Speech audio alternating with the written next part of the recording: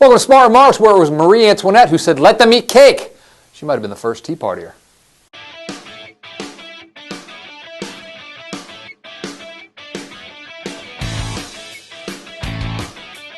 So the question this week is, how does conservative economics work? That might seem a facetious question, but consider the fact that conservatives, and maybe the Republican Party as a whole, is dedicated to this notion that the welfare state has done nothing but create a culture of dependency, and that as a country we need to cut the welfare state to create true prosperity. Now, this is putting it charitably. You might have seen where House Republicans stripped food stamps from the Farm Bill because they want to cut food stamps. Too many people are on food stamps! Well, usage is at an all-time high. But why is that? Is it because all across America people are saying, take this job and shove it, I'm going to live a life of leisure on the dole? Or is it because there just aren't many jobs out there, and as a result, a lot of people have no idea where their meal is coming from? If you've got a couple of kids and all that's available is maybe a part-time gig at your local burger joint, you might have a hard time paying your grocery bill. And if we're cutting food stamps, where's the food going to come from? From your local food bank, your local community food bank, which is already overwhelmed with need? In the broader sense, is the fact that more Americans are on the dole now a cause of our economic problems or a reflection of it? And if too many people are on the dole, is the answer to somehow cut back on welfare spending? Does that somehow create prosperity?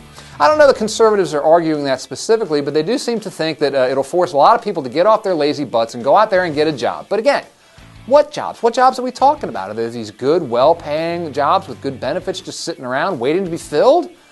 Or are we talking any job? Go get a lousy job. Maybe it'll be a part-time lousy job. Maybe you'll need 2 part-time lousy jobs, maybe 3 to make ends meet. And maybe even then you won't be able to make ends meet. And because we're cutting back on the social safety net, well, you're just going to be out of luck. Buck up and deal with it. Last week on this show, I talked about the end of jobs and the fact that outsourcing and computerization may lead to an era of permanently high unemployment and underemployment. If that's the case, the need for government aid is going to remain high and could even grow. Yet at the same time, Republicans are trying to cut it. If they're successful, if we do cut it and there are no jobs, what happens? Well, what may happen is that you may see a degree of want in this country that few of us have ever seen.